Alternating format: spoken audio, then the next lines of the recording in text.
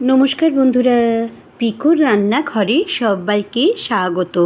আজকে আমি তৈরি করে দেখাবো ইলিশ মাছের মাথা দিয়ে নোটে শাকের চচ্চড়ি। গরম গরম ভাতের সাথে প্রথম পাতে সব ভাতটা কিন্তু খাওয়া হয়ে যায় এরম যদি একটা চচ্চড়ি থাকে।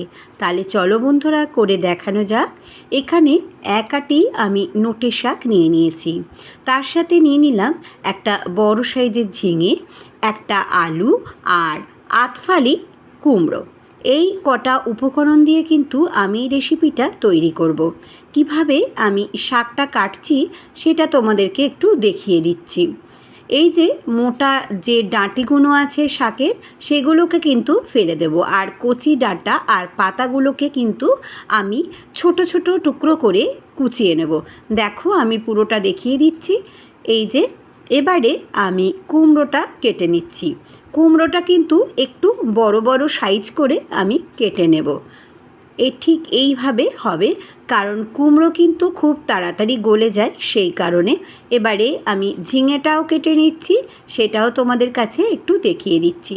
ঝিঙেটা আমি লম্বালম্বি করে এইভাবে কেটে নিলাম, আর আলুটাও কিন্তু ওইভাবে কেটে নিয়েছি ডুমো ডুমো করে।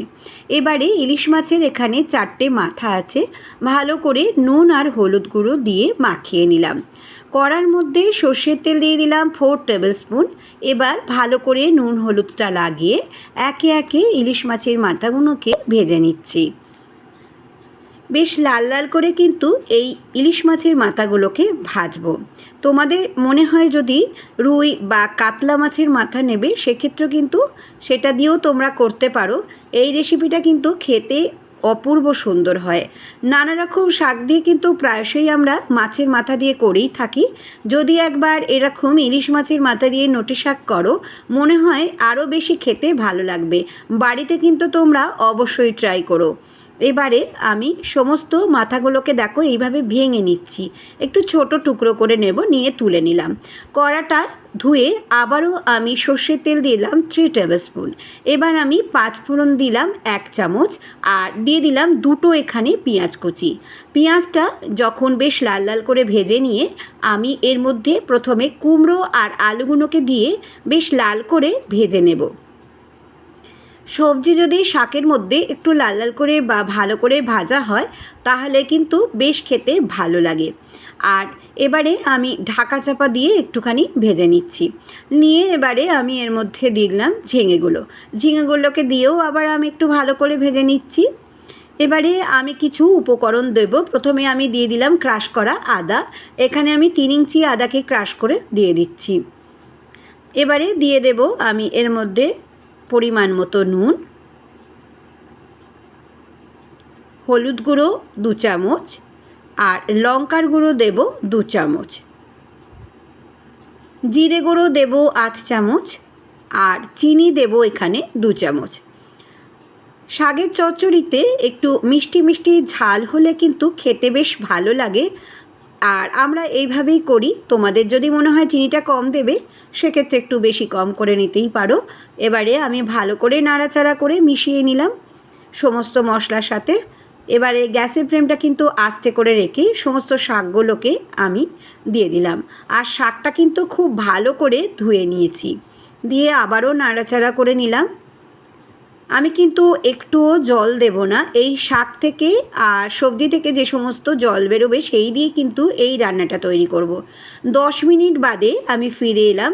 ফিরে এসে আবারও আমি একটু নাড়াচাড়া করে নিচ্ছি। ঠিক এইভাবে কিন্তু আমি সেদ্ধ করব। একটু ধৈর্য লাগে, ধৈর্য সহকারে কিন্তু এই চচ্চড়িটা করতে হয়। আর আমি একটু মাখো মাখো করব। যত এরকম ঘাটা ঘাটা হবে সবজির কিন্তু চচ্চড়ি কিন্তু তত খেতে ভালো হয়। দেখো আমি একটু ঘাটা ঘাটা করে নিচ্ছি। এইভাবে আমি করি বাড়িতে, অবশ্যই কিন্তু তোমরা ট্রাই করো। এবারে আবারও আমি চাপা দিয়ে রাখলাম। রেখে আমি 7-8 মিনিট বাদে ফিরে এলাম। মধ্যেখানে একবার আমি কিন্তু দেখে নিয়েছিলাম। এবারে আমি যে মাথাগুলো ভেজে রেখেছিলাম ইলিশ মাছের মাথাগুলোকে, সেগুলোও কিন্তু এর মধ্যে দিয়ে দিলাম। দিয়ে ভালো করে মাথাগুলোর সাথে শাকটাকে মিশিয়ে নেব। এই রেসিপিটা তোমাদের কাছে যদি ভালো লেগে থাকে অবশ্যই সাবস্ক্রাইব, লাইক, শেয়ার করো আর নিচে থাকা বেল বাটনটা প্রেস করে দিও, যাতে নতুন নতুন রেসিপি তোমাদের সামনে প্রথমেই পৌঁছে যায়। এবার আমি ভালো করে মিশিয়ে নিচ্ছি। দেখো, এরমভাবে আমি কিন্তু তৈরি করে নেব। আর কমেন্টস করে বলো যে কেমন হয়েছিল। আমার ফেসবুক আর ইনস্টাগ্রামে পিকুর রান্নাঘর আছে, চাইলে সেখানেও কিন্তু তোমরা সদস্য হয়ে যেতে পারো। আর কিচ্ছু দিতে হবে না। এবার স্ট্যান্ডিং টাইম করে রেখে তোমাদের কাছে আমি সার্ভ করে দেখাচ্ছি। দেখো, ব্যাস তৈরি করে ফেললাম ইলিশ মাছের মাথা দিয়ে নোটে শাকের চচ্চড়ি। তোমরা কিন্তু বাড়িতে অবশ্যই করো, অপূর্ব স্বাদের একটা রেসিপি। সবাই খুব ভালো থেকো, সুস্থ থেকো। আবারও আমি আসবো নতুন কোনো রেসিপি ব্লগের সঙ্গে। এতক্ষণ আমার সঙ্গে থাকার জন্য ধন্যবাদ।